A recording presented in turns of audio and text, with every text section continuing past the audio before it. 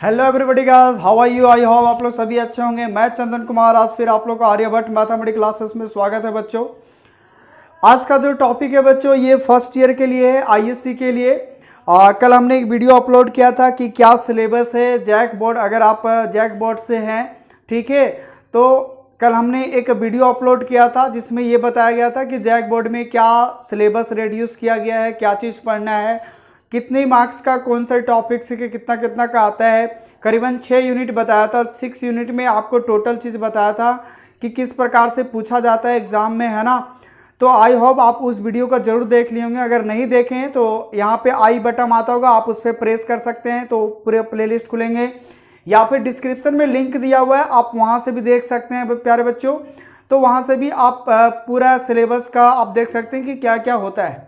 चलिए, welcome to आप ISC में अगर आप आए हैं तो फर्स्ट आज लेक्चर है हमारा आईएससी का, जिसमें हम अलजेब्रा पार्ट स्टार्ट करने वाले हैं। देखिए, हमने कल भी ये बात को डिस्कस किया था कि मैं पहले उस टॉपिक को डिस्कस करता हूँ कि जो पहले ज़्यादा मार्क्स का होता है ना। तो यहाँ पे ज़्यादा मार्क्स क्या है, हमारा अलजेब्रा का है फर्स्ट ईयर में, ठीक है। तो अलजेब्रा आपका टोटल यहाँ पे आप देख सकते हैं 19 मार्क्स का पूछा जाता है बच्चों। यानी 19 मार्क्स का मतलब है 19 क्वेश्चन, पर क्वेश्चन एक एक मार्क्स का होगा। टोटल 50 क्वेश्चन पूछा जाएगा आपका बोर्ड में, जैक बोर्ड में, ठीक है। तो ये इसके लिए है। बाकी बात, अगर आप सीबीएसई का स्टूडेंट हैं या आईसीआई बोर्ड के हैं तो सिर्फ आप इस टॉपिक पे ध्यान दीजिए कि कॉम्प्लेक्स नंबर क्या होता है। उसके बाद जब मैं उसके अकॉर्डिंग सिलेबस अपलोड करूंगा तो आप देख सकते हैं कि कौन सा टॉपिक से, कौन सा पार्ट से कितना मार्क्स का आता है, ठीक है। चलिए, तो सिर्फ अभी ये देखिए कि क्योंकि आज मैं यहाँ पे कॉम्प्लेक्स नंबर लेकर आया हूँ, तो यूनिट 2 का जो पहला चैप्टर है बच्चों, ये हमारा है complex number. So what is the complex number, क्या है? तो मैं बता दूं, पहले कॉम्प्लेक्स नंबर पढ़ाने से पहले मैं आपको पहले नंबर के बारे में बताना चाहूँगा कि नंबर क्या है, ठीक है। जो कि बेसिकली आप पहले से भी पढ़ चुके हैं कि नंबर क्या होते हैं। तो मैं सिर्फ उसी चीज़ को मैं रिमाइंड कर रहा हूँ कि नंबर किसको बोलेंगे, ठीक है। तो देखिए, नंबर में इस प्रकार के आएंगे। पहला नेचुरल नंबर होता है प्यारे बच्चों, यहाँ पे नेचुरल नंबर है। नेचुरल नंबर को हम लोग एन से डिनोट करते हैं। नेचुरल नंबर का हिंदी बोला जाता है प्राकृतिक संख्या। अगर आप हिंदी मीडियम से हैं तो एक बार सुन लीजिए, नेचुरल नंबर को हिंदी में बोला जाता है प्राकृतिक संख्या। अब ये बात तो समझ में आ गया होगा प्राकृतिक संख्या क्या है, जिसमें हम लोग काउंटिंग नंबर को बोलते हैं ना, जिसको हम लोग काउंट कर सकते हैं, गिन सकते हैं। तो यहाँ पे जो हम लोग 1 से स्टार्ट करते हैं वो हमारा होता है नेचुरल नंबर, एक प्राकृतिक संख्या होता है। जैसे 1 2 3 4 5 जाएगा तो ये नेचुरल नंबर का सेट हो गया जो n से हम लोग डिनोट करते हैं। उसके बाद आता है होल नंबर। होल नंबर वह नंबर होता है जिसको हिंदी में बोला जाता है पूर्ण संख्या। क्या बोला जाता है बच्चों? पूर्ण संख्या। पूर्ण संख्या वह संख्या होता है जो 0 से स्टार्ट होता है ना। देखिए, मैं बेसिकली दोनों लैंग्वेज में बता रहा हूँ, इंग्लिश में एंड हिंदी में, क्योंकि अगर आप आईएससी में आए हो तो अब आपको थोड़ा धीरे धीरे इंग्लिश में आदत डालना होगा, तो उस बात को समझने का प्रयास करें। होल नंबर मतलब है पूर्ण संख्या। पूर्ण संख्या वह संख्या होता है जो 0 से स्टार्ट होता है, ठीक है। उसके बाद आता है इंटीजर नंबर, जिसको बोलते हैं पूर्णांक संख्या। क्या बोलते हैं बच्चों इसको? पूर्णांक संख्या। अब पूर्णांक संख्या क्या होता है तो इसमें बताता हूँ। बेसिकली इसमें आपका नेगेटिव नंबर भी रहता है, पॉजिटिव रहता है और साथ में 0 रहता है। यहाँ देख सकते हैं 0, इधर -1 -2 -3 -4 -5 इस प्रकार के नंबर होगा, और उधर 0 के बाद 1 2 3 4 5 5। तो इंटीजर नंबर वो नंबर होते हैं जिसमें हमारा पॉजिटिव नंबर आता है, नेगेटिव नंबर आता है और साथ में 0 भी होता है। तो उस प्रकार की नंबर सिस्टम को हम लोग इंटीजर नंबर बोलते हैं बच्चों, पूर्णांक संख्या बोलते हैं इसको, ठीक है। तो हिंदी में लिख लीजिए, इसका पूर्णांक संख्या बोलते हैं। उसके बाद आता है रेशनल नंबर। 10th क्लास में आप अभी पास हुए हैं तो काफ़ी कुछ जानते होंगे, रेशनल नंबर, इरेशनल नंबर और रियल नंबर। ये तो पहला ही हेडिंग में होता था, रियल नंबर क्या है ना, क्योंकि ये आपका जो 10th का जो सिलेबस है, जो मैथ का जो पहला चैप्टर है, वो हेडलाइन ही रहता है रियल नंबर। तो इस चीज़ के बारे में आप पहले से जरूर, क्योंकि क्वेश्चन भी आता था 10th क्लास में, है ना, कि √2 is a rational irrational number, so what is the proof. इसे सिद्ध करें कि √3 एक अपरिमेय संख्या है। तो ऐसा आपने प्रूफ किया है। तो देखिए, रेशनल नंबर क्या होता है। रेशनल नंबर ये हमारा Q से डिनोट होता है, यानी हम लोग बोलते थे परिमेय संख्या वह संख्या होता था जो p बाय q के रूप में लिखा जाता हो, जहां पे p और q जो है एक हमारा पूर्णांक संख्या होता था और q कभी भी 0 के बराबर नहीं होता था। वैसे संख्या को हम लोग बोलते थे यहाँ पे परिमेय संख्या। अगर हम इंग्लिश में बात करें तो rational number which is the form of p by q where p and q is belongs to integer number. ये देखिए बिलोंग का साइन है। एक चीज मैं बता देता हूँ, क्लियरिटी कर देता हूँ। अगर p q बिलोंग्स टू ऐसे निकालो तो इस सिंबल नॉट अ ई हमारा नहीं है ना, ई ऐसे निकालता है बच्चों, ध्यान दीजिएगा, ठीक है। तो ई हमारा ऐसे निकालता है, लेकिन यहाँ पे ई जैसा है बट इसको गोल लिख रहा हूँ। इसको बोलते हैं बिलोंग्स टू, क्या बोलते हैं इसको, बिलोंग टू। और दूसरे भाषा में बोलते हैं एप्सिलॉन, इसको क्या बोलते हैं, एप्सिलॉन, ठीक है।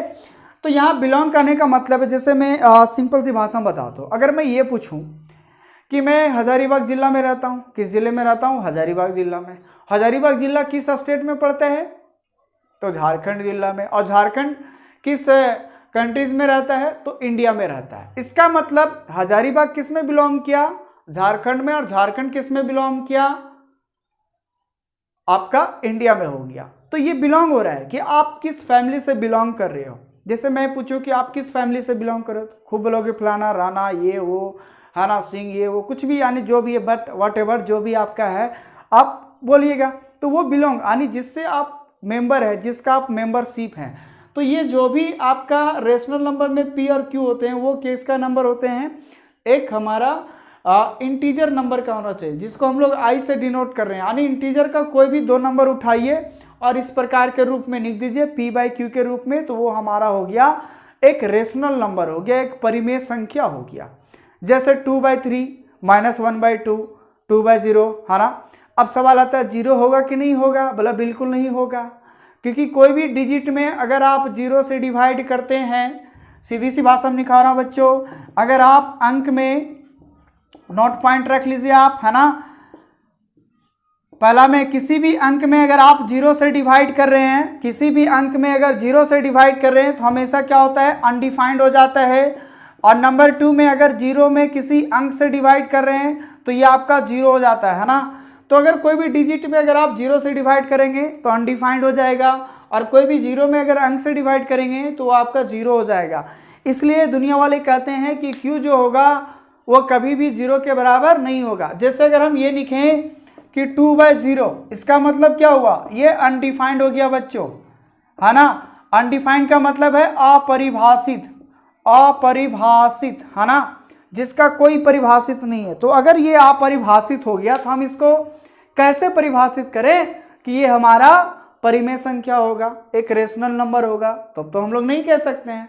इसलिए कभी भी Q के जो नीचे होगा, यानी जो P बाई Q है, वह Q कभी भी 0 के बराबर नहीं होता है। बाकी बात आप इसमें कोई भी नंबर उठा लीजिए इंटीजर का, माइनस से लेकर पॉजिटिव नंबर से लेकर 0 तक, वो सभी एक हमारा आपका एक रेशनल नंबर होगा जो इस प्रकार के रूप में लिख देगा। वैसे आप पहले से भी बेसिकली जानते हैं, बस हमें मेन मकसद था आपको रिमाइंड कराना, ताकि मैं जब आप कॉम्प्लेक्स नंबर में यूज करूं तो इस बात को समझ में आनी चाहिए, ठीक है। और बेसिकली कॉम्प्लेक्स नंबर आया कहां से, नंबर से ही, क्योंकि नाम ही है कॉम्प्लेक्स नंबर। बात समझ में आ रहा है। चलिए अब आगे देखते हैं irrational number. What is the irrational number. Irrational number वह होता है जो p बाई q के रूप में नहीं लिखा जाता है, not which is the form of p by q, है ना, जो हम लोग p बाई q के रूप में नहीं लिख सकते हैं। जैसे क्या आप √2 को लिख सकते हो क्या, है ना, √2 को तो नहीं लिख सकते, तो रूट हमारा क्या है, √2 एक इरेशनल नंबर हो गया। लेकिन अगर मैं ये पूछूं क्या √4 क्या है बच्चों, तो बहुत सारे बच्चे तो बोलेंगे ना सर रूट वाला तो सर गुरुजी बताए हैं, है ना, जो रूट के अंदर होता है वो हमारा क्या होता है, इरेशनल नंबर। बोला ना, ऐसा कोई नहीं बोला है, ऐसा आपने सोचा। √4 का मतलब है जिसका रूट अगर टूट जाए और कुछ नहीं है तो क्या है, 1 है, इसका मतलब एक परिमेय संख्या है। इसका मतलब निर्णय ये हुआ कि किसी भी रूट के अंदर में अगर उसका रूट टूट जाता है, उसका वर्गमूल टूट जाता है, जैसे 4 का वर्गमूल 2 था, 2 निकला ना, तो अगर रूट किसी का हम तोड़ देते हैं तो वो हो जाता है रेशनल नंबर, और जिसका रूट हम नहीं तोड़ पाएंगे वो होता है इरेशनल नंबर। सिंपल सी भाषा में, सीधी लैंग्वेज में समझिए बात को, ठीक है। तो अपरिमेय संख्या वह संख्या हुआ जो हम लोग p/q के रूप में नहीं लिख सकते, जैसे √2, 3 + √2, 5 + √2, √7, 1/√2, है ना। तो ये सभी हमारा इरेशनल नंबर है। चलिए अब देखिए यहाँ पे नंबर का जो सिस्टम है, उसके बाद और भी इसमें नंबर सिस्टम है ना, कंपोजिट नंबर है, प्राइम नंबर है, उसके बाद फिर कंपोजिशन नंबर है ना। तो एक एक करके मैं डील करूंगा जब जैसे जरूरत पड़ेगा। बेसिकली आपको इतना खास करके आना चाहिए, तभी है आगे क्लियरिटी मिलेगा आगे। और खास करके ऑड नंबर और इवन नंबर, है ना। तो ऑड नंबर क्या होता है बच्चों, बेसिकली आप नोट कर लें कि ऑड नंबर क्या होता है। ऑड नंबर वे होता है, ऑड का मतलब होता है विषम संख्या। पहली बात ये समझिए कि ऑड का हिंदी क्या होता है, विषम संख्या। क्योंकि देखिए हमें पता नहीं कि आप वीडियो कौन है, सीबीएसई वाले देख रहे हैं या जैक या कोई भी बोर्ड का देख रहे हैं, हमें दोनों लैंग्वेज से बताना है ताकि आपको क्लियरिटी मिलता रहे, राइट। तो देखिए ऑड नंबर होता है, नहीं विषम संख्या बोलते हैं। विषम संख्या वह संख्या होता है जो 2 से डिवाइड नहीं होता है। जैसे अगर मैं ये कहूँ कि 25 को 2 से डिवाइड करें, क्या कभी जिंदगी में लगेगा, क्या डिवाइड होगा, कभी नहीं होगा। तो वैसे सिचुएशन में हमारा 25 क्या है, एक ऑड नंबर है। कैसा है, ऑड नंबर। 2 से डिवाइड लगा तो इवन नंबर, 2 से डिवाइड नहीं लगा तो ऑड नंबर। सिंपल सी भाषा में एक सम संख्या, एक विषम संख्या। सम संख्या वह संख्या जो 2 से डिवाइड होता है, जिसको हम लोग इवन नंबर बोलते हैं। और 2 से अगर डिवाइड नहीं हो रहा है उसको बोलते हैं विषम संख्या, इसका मतलब वो ऑड नंबर है, ठीक है। बाकी बात जिस तरह से जरूरत पड़ेगा मैं उस समय नोट करके लिख दूंगा। अब देखिए मैं एक चार्ट बनाया हूं कि किस प्रकार से हमारा नंबर सिस्टम होता है। पहला नेचुरल नंबर। अब देखिए होल नंबर में क्या नेचुरल नंबर भी आ गया कि नहीं, क्योंकि देखिए ये 0 से होता है, ये 1 से होता है। क्या इसमें 1 2 नहीं है क्या, होल नंबर में है, बिल्कुल है। इसका मतलब होल नंबर में नेचुरल नंबर भी आया। अब लिया मैं इंटीजर नंबर। इंटीजर में नंबर में नेचुरल भी आता है और होल भी आता है, देख सकते हैं आप। नेचुरल भी आ गया, उसके बाद 0 भी आ गया, उसके बाद नेगेटिव नंबर भी आ रहे हैं। तो इंटीजर में होल भी और नेचुरल दोनों आ गया। फिर आता है रेशनल नंबर। रेशनल नंबर में टोटल आ जाता है, इंटीजर, होल, नेचुरल सब आ जाता है। उसके बाद रियल नंबर में इरेशनल भी आ जाता है। तो रियल नंबर बेसिकली हम लोग किसको बोलते हैं, total rational and irrational number is called real number. या फिर दूसरी भाषा में अगर हम बात करें कि रियल नंबर क्या होता है, तो we are think about any number. फिर से मैं बोल रहा हूं, we are think about any number is called real number. इसका सिंपल डिफिनेशन इससे इजी हो ही नहीं सकता, है ना। यानी कोई भी नंबर के बारे में अगर आप सोचते हैं, कुछ भी मन में आ रहा है, 1 आ रहा है, 1/2 आ रहा है, 0.2 आ रहा है, √5 आ रहा है, 1.22 आ रहा है। तो कोई भी अगर नंबर के बारे में आप अगर सोचते हैं, जो भी मुंड में आ जाए वो सोच रहे हो, तो वह एक रियल नंबर होता है, जो कि काफी इजी था। और वही आपका 10th का जो पहला चैप्टर होता था, इसी को बोलते थे रियल नंबर। यही आपका 10th का पहला एक्सरसाइज, आपका पहला चैप्टर है रियल नंबर से, जिसको हिंदी में बोला जाता है वास्तविक संख्या। क्या बोला जाता है बच्चों, वास्तविक संख्या, है ना। तो इस वास्तविक संख्या को ही बोला जाता है। तो वास्तविक संख्या वह संख्या है जो हम कोई भी संख्या के बारे में सोचते हैं, है ना, जो भी दिखता है या जो हम सोच पाते हैं कोई भी संख्या के बारे में, जो भी नजर आ रहा है मन ही मन, चाहे दशमलव में आए, रूट में आए, बट्टा में आए, चाहे जिसमें आए, सभी एक वास्तविक संख्या के तहत आता है। क्या यहां तक क्लियर हुआ नंबर सिस्टम के बारे में। तो ये बेसिकली नंबर सिस्टम था जो मैं आपको यहाँ पे क्लियरिटी करवा दिया हूँ, ठीक है। अब अपन आएंगे जो हमें स्टार्ट करना था, कॉम्प्लेक्स नंबर। क्यों, what is the complex number, है क्या कॉम्प्लेक्स नंबर। तो 10th में एक चीज बताया जाता था, अगर आप नए हैं या फिर आप जिस प्रकार से भी पढ़े हो, तो एक चीज मैं बता देता हूं। जैसे अगर मैं ये लिखूं कि x² + 1 = 0 और दूसरा लिखूं x² - 1 = 0। अब इसके लिए मैं ये कहूं कि इसका कौन सा बहुपद होगा, कौन सा आखिर पॉलिनोमियल होगा जो इसको सेटिस्फाइड करेगा। सेटिस्फाइड का मतलब है कि x की जगह आखिर कौन सा मान हम बैठाएं जो इसको 0 करेगा, और यहाँ पे x का कौन सा मान बैठाएं जो इसको 0 करेगा। अब देखिए ध्यान से, क्या अगर मैं इसका x का मान 1 बैठा दूं या -1 बैठा दूं, क्या 0 करेगा। -1 का स्क्वायर करेंगे 1 - 1 0, 1 का स्क्वायर करेंगे 1 - 1 0।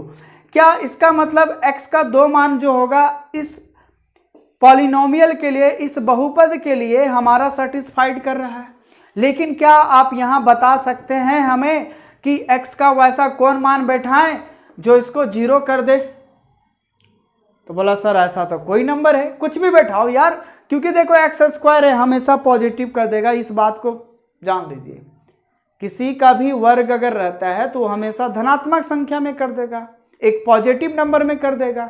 और अगर मैं पॉजिटिव नंबर में कुछ ऐड कर रहा हूं तो इसका मतलब ये हुआ कि पॉजिटिव नंबर में कुछ कर रहा हूं तो और बढ़ ना जाएगा। सपोज करो कि x के जगह 1 बैठाते हैं, तो 1 बैठाएंगे, 1 का स्क्वायर 1 + 1 2 आया, 0 तो नहीं ना आया, है ना। तो अब कंडीशन यही आ गया कि आखिर ऐसा क्या होगा, आखिर x का ऐसा कौन सा मान होगा जो इस इक्वेशन को सेटिस्फाइड करेगा। यहां तो मान लिए कि x का मान 2 मान था जो इसको सेटिस्फाई कर गया, एक 1 और दूसरा -1, लेकिन यहां पे के लिए तो कोई नंबर नहीं मिला आपको। बात समझ में आ रहा है क्या कहना चाह रहा हूं उसे? तो इसी चीज को पढ़ना है कि आखिर ऐसा कौन सा नंबर इसके लिए मैं बैठाऊंगा जो इसको 0 करेगा, और वही बात आपको कॉम्प्लेक्स नंबर में बताया जाएगा। क्या आप 10th क्लास में जब बच्चों ये चीज निकालते थे कि रूट के अंदर में अगर नेगेटिव नंबर आ जाता था, रूट के अंदर में सपोज कीजिए कि डिस्क्रिमिनेंट आप निकाल रहे हैं, किसी का रूट निकाल रहे हैं, तो d बराबर होता था b² - 4ac, है ना। सपोज कीजिए कि इसको आप सॉल्व किए और आ गया -25। मान लीजिए कि किसी का डिस्क्रिमिनेंट निकाले और d बराबर आ गया -24, तो आप 10th में क्या करते थे, कह देते थे इसका कोई हल नहीं है, इसका which is not possible, which is not possible, यानी इसका कोई सॉल्यूशन संभव नहीं है। और 10th में ये चीज निकल के और निकल जाते थे आगे, बस कहानी खत्म, है ना। यही ना काम करते थे कि रूट के अंदर में नेगेटिव आ गया तो वहां लिख देते थे इसका पॉसिबल सॉल्यूशन नहीं है, कोई हल नहीं होगा। उसके बाद हम लोग आगे निकल जाते थे, कहानी खत्म, आंसर हो गया। लेकिन अब यही कहानी पढ़ना है कि रूट के अंदर में अगर ऋणात्मक संख्या आ गया, एक नेगेटिव नंबर आ गया, तो हम लोग इसको कैसे सॉल्यूशन करते हैं, किस प्रकार से इसका क्या सॉल्यूशन हो सकता है। तो वही चीज यहाँ पे हम लोग कॉम्प्लेक्स नंबर में पढ़ाने का प्रयास करते हैं, और इसी चीज को पढ़ाया जाएगा कि किसी भी चीज में नेगेटिव से, यानी रूट के अंदर में जो नेगेटिव नंबर रहेगा उससे हम लोग कैसे बाहर आएंगे, है ना। इसलिए इसका नाम पड़ा है कॉम्प्लेक्स नंबर। अगर हिंदी में बात करूं तो कॉम्प्लेक्स का हिंदी होता है जटिल, और नंबर का हिंदी होता है संख्या, तो नाम हो गया इसका क्या, जटिल संख्या। नाम ही से लगता है जटिल संख्या, पूरा एकदम मोंज पोंज रहेगा, जिसको सॉल्यूशन करना बड़ा टफ है ना। तो इस बात को, इस चीज को समझना है कि आखिर कौन सा ऐसा जटिल संख्या से हमें पाला पड़ने वाला है जो हमें पूरा दिमाग को घुराने वाला है। तो टेंशन मत लीजिए, ये कोई बड़ी बात नहीं है ना। आपको पूरा इजी लगेगा, बहुत ही शानदार लगेगा। बस हमारे YouTube चैनल्स पे आप लगातार बने रहें और जल्दी से सब्सक्राइब कर ले, क्योंकि अभी तक अगर आप नहीं किए हैं तो बहुत बड़ा वीडियो आप मिस कर रहे हैं ना। इसलिए जल्दी से सब्सक्राइब कर ले और ज़्यादा से ज़्यादा जितने भी आपके फ्रेंड्स हैं, है ना, उन सभी के साथ शेयर करें। एक हमारा व्हाट्सएप ग्रुप है, इस नंबर पे आप व्हाट्सएप करें, उस ग्रुप में आपको ऐड कर देंगे। टोटल आपको मटेरियल मिलेगा, PDF से लेकर हर चीज़ मिलेगा। बस आप फ्री ऑफ कॉस्ट है, कोई चार्ज नहीं, कोई कॉस्ट नहीं। बस आपको काम सिर्फ करना है, एक लाइक, एक सब्सक्राइब, एक शेयर करना है, बस। तो यही तो काम करना है। बात समझ में आ रहा है? पूरे वीडियो को देखना है अंत तक, ठीक है। तो चलिए अब हम लोग स्टार्ट करते हैं complex number. What is the complex number? यहाँ पे आप ध्यान से सुनिएगा। अब यहाँ से आपका 11th का सिलेबस स्टार्ट हो रहा है। यहाँ से आप बारीकी से सुनते जाइए और कॉपी कलम निकालिए, फटाफट नोट कीजिए, है ना, क्योंकि मैं वीकली टेस्ट लूँगा। जितने भी ग्रुप्स में हैं सभी का वीकली टेस्ट लिया जाएगा ग्रुप में, है ना। तो आप जो भी वीडियोज़ हैं आप व्हाट्सएप नंबर से कनेक्ट होइए। अगर टोटल आप टेस्ट सीरीज ज्वाइन करना चाहते हैं, फ्री ऑफ कॉस्ट है, तो पर वीकली टेस्ट लिया जाएगा। इसलिए जो मैं बताऊंगा उसको आपको नोट करते जाना है, ठीक है। तो यहाँ पे देखिए, मैं आज इसका इंट्रोडक्शन बताऊंगा। पहले क्या है इंट्रोडक्शन, देखिए सपोज कीजिए कि मैं ऐसा कोई क्वाड्रेटिक इक्वेशन ले रहा हूँ, एक द्विघात समीकरण ले रहा हूँ बच्चों, कि लेट x² - 1 = 0। अभी जस्ट हमने बताया था जब मैं इसका सोल्यूशन करूंगा तो क्या आएगा। अगर मैं इसका सोल्यूशन करूं तो ये हो जाएगा एक, क्योंकि देखिए जब मैं इसका सोल्यूशन करूंगा तो क्या पॉसिबल है, x² क्या 1 का स्क्वायर लिख सकता हूं बराबर 0। क्या इस फॉर्म में आ गया a² - b² बराबर क्या होगा a minus b into a plus b. कहने का मतलब ये हुआ कि यहाँ पे हो जाएगा हमारा x minus one into x plus one is equal to क्या होगा, 0 होगा। ठीक है, अब यहाँ पे देखिए x के लिए हमारे पास दो पॉसिबल सोल्यूशन है, एक x माइनस वन बराबर 0 और दूसरा x प्लस वन बराबर 0, है ना। अब यहाँ से देखिए x बराबर 1 और x बराबर माइनस 1, यानी x के लिए दो वैल्यू पॉसिबल हुआ, एक 1 हुआ और दूसरा क्या हुआ, माइनस। यानी हमारे पास दो रियल नंबर मिले यहाँ पे, एक हमारा 1 हुआ, है ना, इसको क्या बोलते हैं, रियल नंबर, रियल नंबर। ठीक है बच्चों, तो इस इक्वेशन को सेटिस्फाइड करने के लिए आप देख सकते हैं, अगर 1 बैठाएंगे तो 1 का स्क्वायर करेंगे तो 1 माइनस 1 0, माइनस 1 बैठाएंगे तो माइनस 1 का स्क्वायर करेंगे तो माइनस 1 स्क्वायर करेंगे तो 1 हो जाएगा, क्योंकि कोई भी नेगेटिव वैल्यूज को अगर आप स्क्वायर कर रहे हैं तो पॉजिटिव में कन्वर्ट करेगा। इसके लिए -1 और -1 क्या होगा, 0 हो जाएगा। मतलब ये दोनों इक्वेशन इसको सेटिस्फाइड कर रहा है। इसका मतलब इसके लिए रियल नंबर वैल्यू जो है पॉसिबल है। इसका मतलब ये इसका सोल्यूशन जो था वो हमारा क्या था, पॉसिबल था। लेकिन सवाल अब ये आता है कि पॉसिबल आखिर क्या नहीं होगा, वो चीज़ पे ध्यान देना है, क्योंकि पॉसिबल तो पता है 10th क्लास में इस टाइप का मैंने बहुत सारा पढ़ लिया। अब मैंने क्या, आपने बहुत सारे पढ़ लिया, बट पॉसिबिलिटीज तो अब देखनी है कि अब क्या सिचुएशन आने वाला है, राइट। तो देखते हैं यहाँ पे क्या करते हैं, यहाँ पे ध्यान दीजिए। अब दूसरा चीज ये मानता हूँ, इसमें ए नंबर ये हो गया, बी नंबर में मैं कर रहा हूँ, है ना, कि इस सिचुएशन में देखिए क्या करता हूँ। यहाँ पे सपोज कीजिए कि अगला जो मान रहा हूँ कि एक्स स्क्वायर प्लस 1 बराबर 0, एक्स स्क्वायर प्लस 1 बराबर क्या है, 0 है। अब मैं इसको सॉल्यूशन करता हूँ। एक चीज आपने पढ़ा होगा कि अगर इस प्रकार के फॉर्म में हो x square plus b x plus c बराबर 0, x square plus b x plus c बराबर 0, तो एक तो आपका ये फार्मूला होता था एक्स बराबर minus b square plus minus root under b square minus 4ac, sorry minus b plus minus root under b square minus 4ac upon आपका हो जाता था 2a, है ना। और इसी से खेल पूरा चलता था। लेकिन सवाल आता है, जब मैं इसको अब सोल्यूशन करूंगा तो क्या करूंगा। एक तरीका तो ये भी निकाल सकते हो आप, यहाँ से भी निकाल सकते हो, या बेसिकली आप क्या कर सकते हो, यहाँ देखिए एक्स स्क्वायर रहने देते हैं, ये इधर आएगा तो -1 में आएगा ना। यहाँ पे देखिए ये इधर प्लस है, इधर आएगा तो माइनस होगा। इसका मतलब है एक्स बराबर जिस दिन इसका स्क्वायर हटाएंगे, जिस दिन इधर वर्ग हटाएंगे, तो प्लस माइनस रूट अंडर क्या आएगा, -1 आएगा। यहाँ पे क्या आया बच्चों, -1 आया। क्या ये पॉसिबल है, बोलिए पॉसिबल है, ऐसा ना हो। कमेंट कीजिए, कमेंट करें यार, कमेंट करना आपको अनिवार्य है। कमेंट नहीं करेंगे तो मज़ा नहीं लगेगा, इसलिए कमेंट आपको ज़बरदस्त करना है कि हाँ सर ये ऐसा है, ऐसा है। बात समझ में आ रहा है। तो यहाँ पे देखिए x बराबर निकल गया प्लस माइनस रूट अंडर -1, यानी यहाँ पे कोई भी रियल नंबर नहीं है, यानी यहाँ पे जो है not possible solution, not possible solution. और यही काम करते थे 10th क्लास में कि इसके लिए कोई सोल्यूशन जो होगा वह पॉसिबल नहीं है। मैं भी पूरा नहीं कर रहा हूँ, बाद में धीरे धीरे समझ जाइएगा। तो ये जो है रूट अंडर के अंदर में जो अगर कभी भी नेगेटिव नंबर आता है तो पॉसिबल सोल्यूशन नहीं होता था, क्योंकि 10th में आपको यही चीज़ समझाया गया था। और समझाता भी क्या, 10th क्लास में उतना ही तक बताना भी है, क्योंकि आपका जितना मेमोरी पावर होगा उतना ही ना लेगा। बात समझ में आ रहा है। तो वहाँ तक के सिलेबस में, आपका सिलेबस में 10th क्लास में यही था। निकल गया रूट का तो ठीक है, और ना निकले तो लिख देते हैं, कोई सोल्यूशन नहीं होगा। रूट के अंदर आ गया तो नेगेटिव नंबर। तो बात समझ में आ रहा है। अब खेल समझ में आ रहा है क्या करने वाले हैं। सो इसका मतलब यहाँ पे कोई रियल नंबर है, not real number, not real number, यानी इसके लिए कोई भी रियल नंबर नहीं हुआ, इसलिए ये इसका पॉसिबल सोल्यूशन नहीं हुआ। अगर ये रियल नंबर था तो सोल्यूशन पॉसिबल था, अगर रियल नंबर नहीं निकला तो पॉसिबल नहीं निकला।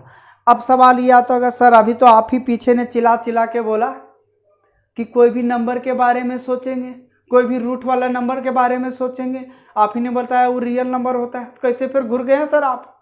बोला नहीं मैं नहीं घुरा, बताता हूँ क्यों घुरा है, किस टाइप का है। मैं कभी ये नहीं कहा था कि रूट के अंदर में नेगेटिव नंबर रहेगा उसको रियल नंबर बोलेंगे। सो कभी ये बोला था क्या, नहीं बोला था। ऑलवेज पॉजिटिव नंबर, कोई भी नंबर के बारे में पॉजिटिव, बट रूट के अंदर में एक नेगेटिव छोड़ा के बाकी बात कोई भी नेगेटिव नंबर एक रियल नंबर के तहत आएगा। बात समझ में आ रहा है? तो ये एक वास्तविक संख्या नहीं था, इसलिए इसका पॉसिबल सोल्यूशन नहीं था, और यही 10th क्लास में कह देते थे कि इसका कोई हल नहीं है। आपका कहानी खत्म, और आंसर मारिए, मार्क्स लीजिए, जाइए आगे भैया, 80 प्लस 100 में 100 आउट। लेकिन अब सवाल आता है कि इस प्रकार के क्वेश्चंस को मैं अब कैसे हैंडल करूंगा। तो यही, अब इसको हैंडल करने के लिए एक हमारा साइंटिस्ट था, मैं उसको अभी दिखाऊंगा, है ना। एक हमारा साइंटिस्ट था, साइंटिस्ट उसका नाम था एर्लियर, है ना। एर्लियर नाम का एक साइंटिस्ट था, एक मैथमेटिशियन था। उसने ये बताया कि कभी भी अगर रूट के अंदर में नेगेटिव नंबर है, square root of any negative number, है ना, यानी रूट के अंदर में कोई भी नेगेटिव नंबर है, तो उसको मान लिया उसने क्या, आई मान लिया। क्या माना बच्चों? आई बराबर √100-1 को मान लिया। कौन माना? एर्लियर बाबा ने माना, हमने नहीं माना है। पूछना है कैसे, तो आप कॉल लगाइए, अगर साइंटिस्ट जिंदा होंगे तो आपको कॉल पे बता देंगे। बात समझ में आ रहा है? तो चलिए मैं इसी बात को समझा रहा हूं कि यहाँ पे आई बराबर जो होता था, वह एर्लियर नाम का एक साइंटिस्ट था, उसने ये बताया कि आई बराबर होता है √100-1 होता है। अब कहानी यहीं से स्टार्ट होगा कि जहां जहां √100-1 आएगा उसके बदले हम क्या बैठाने वाले हैं, आई बैठाने वाले हैं। और इसी को दूसरा नाम बोला जाता है आयोटा। क्या बोलते हैं इसको? Iota, IOTA, iota. तो फर्स्ट मैथमेटिशियन एर्लियर ने बताया था कि any square root of negative number is called imaginary number और it is known as iota. और इसी को दूसरा नाम बोला गया इमेजिनरी नंबर। जिसे नहीं होता है कोई चीज अगर आप भुला गए हो तो इमेजिन करते हो कि क्या होगा क्या होगा क्या होगा क्या होगा, करते हो कि नहीं करते हो? तो इमेजिन करते हो, क्या करते हो? इमेजिन करते हो।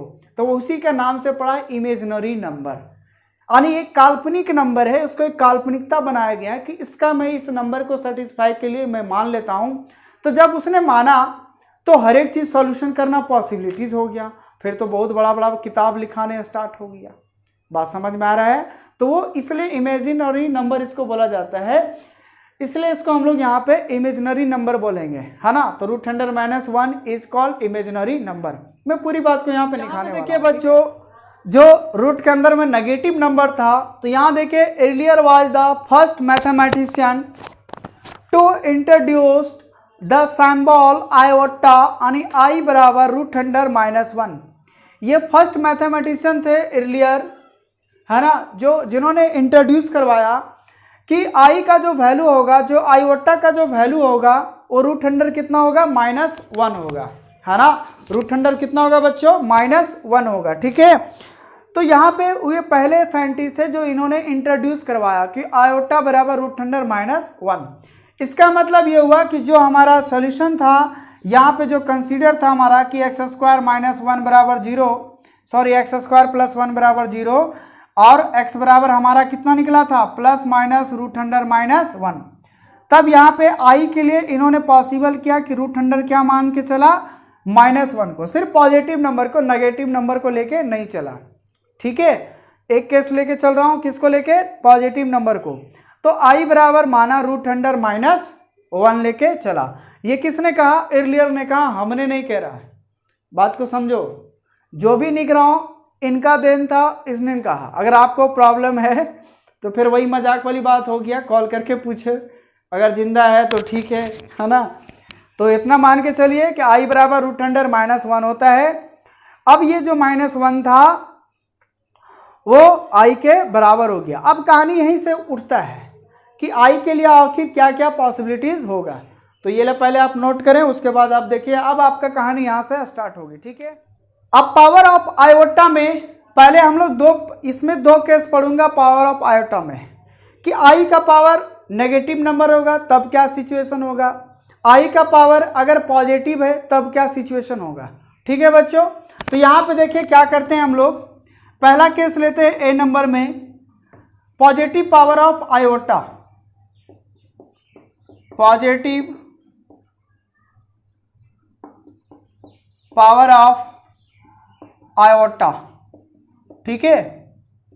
यानी आई का वैल्यू हम लोग क्या लेंगे, पावर में क्या लेंगे, पॉजिटिव वैल्यू लेंगे। अब देखिए हम लोग स्टार्ट करते हैं। हमने भी जस्ट बताया कि आई बराबर कितना है बच्चों, माइनस रूट अंडर माइनस 1।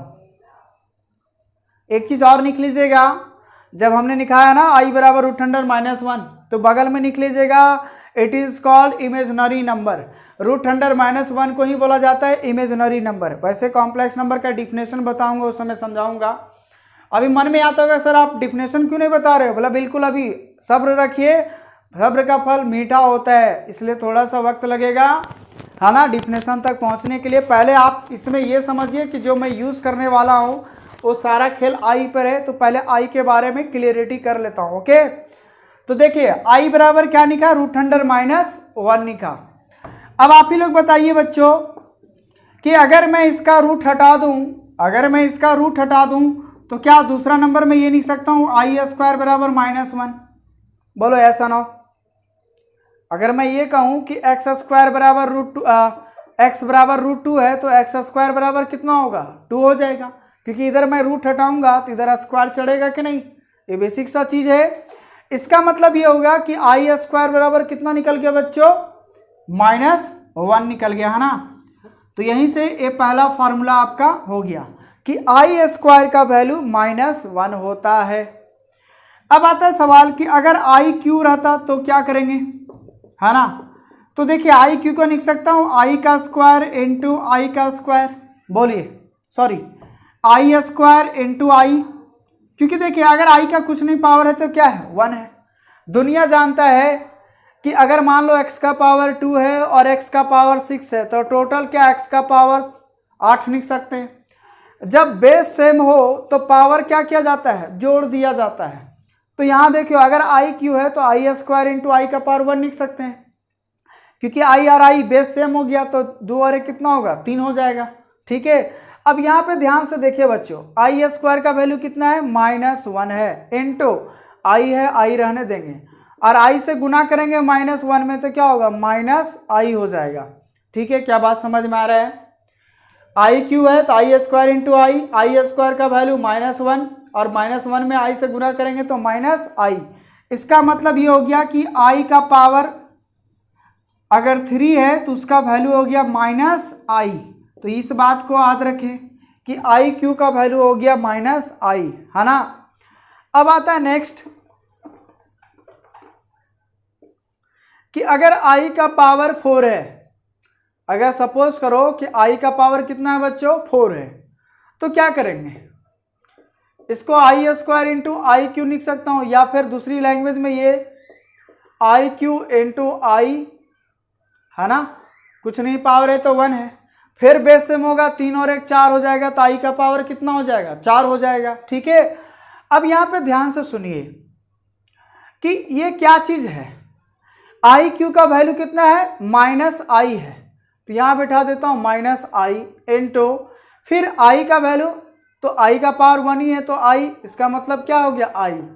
अब यहाँ माइनस रहने देते हैं, आई और आई क्या होगा, आई स्क्वायर हो जाएगा, इसका मतलब माइनस 1 रहने देते हैं। आई स्क्वायर का वैल्यू कितना है बच्चों, माइनस 1 है, कितना है, माइनस 1 है, और माइनस माइनस क्या हो जाएगा, प्लस 1, क्योंकि आई स्क्वायर का वैल्यू यही ना है, तो आई स्क्वायर का वैल्यू माइनस 1 और माइनस पहले से है तो माइनस माइनस क्या हो गया, प्लस 1 हो गया। यानी अगर आई का पावर 4 है तो उसका वैल्यू कितना हो गया बच्चों, 1 हो गया, है ना। आई का पावर 4 का वैल्यू कितना हो गया, 1 हो गया, ठीक है। अगर इसी प्रकार से सपोज कीजिए कि आई का पावर 5 है तो क्या लिखूंगा, आई का पावर 4 इंटू आई, अब आई 4 का वैल्यू 1 और आई इंटू 1 यानी आई, इसका मतलब आई पावर 5 रहेगा तो उसका आंसर कितना हो जाएगा, आई होगा।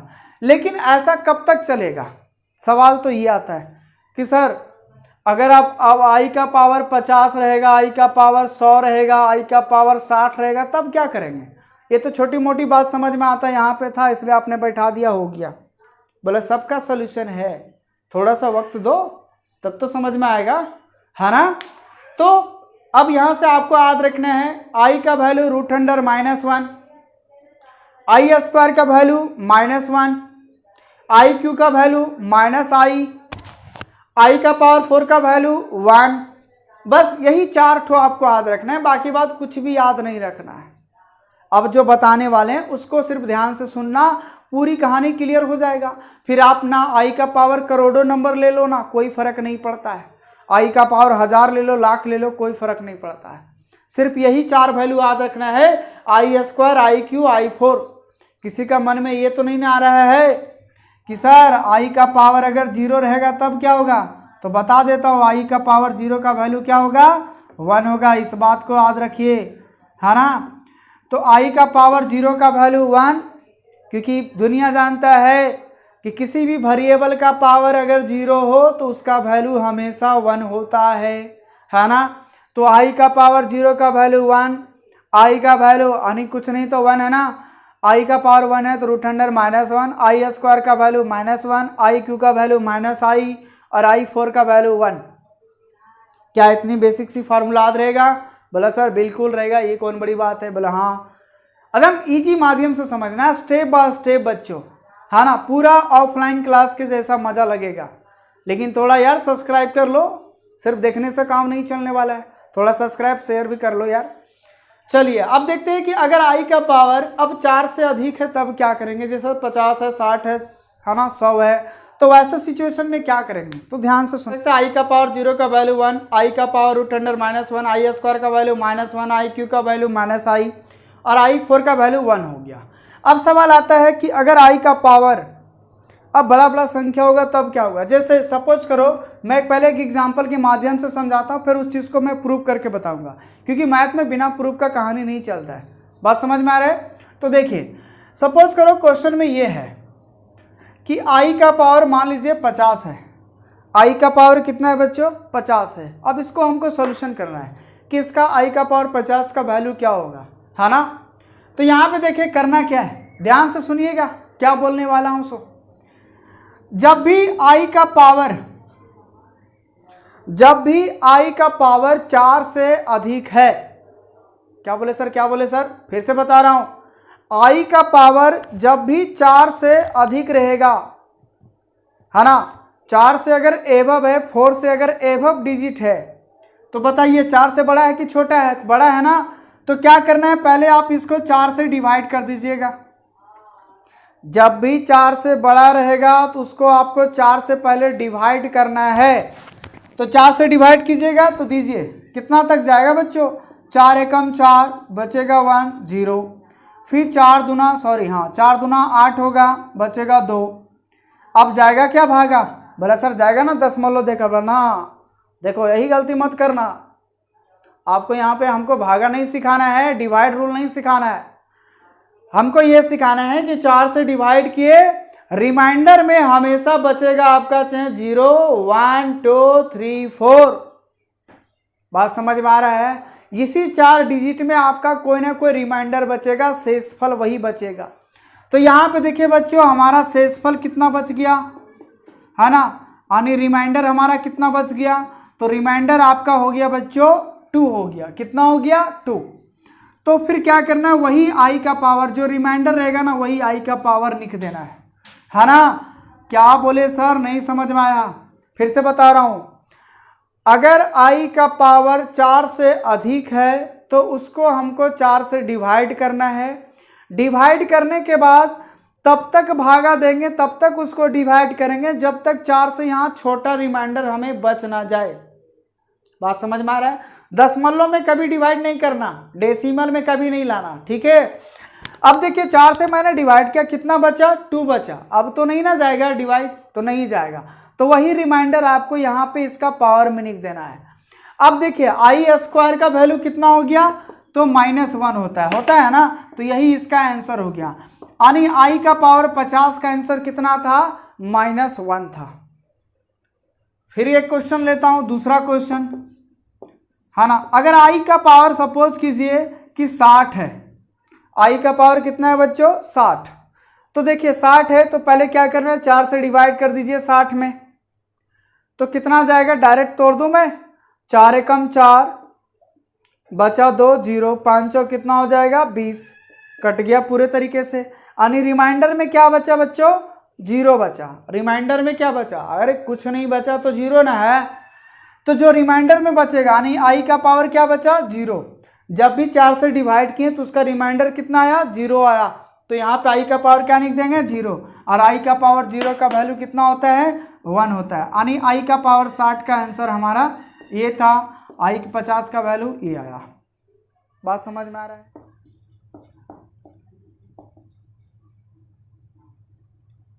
अब देखिए बच्चों, 2 क्वेश्चन और ले रहा हूं।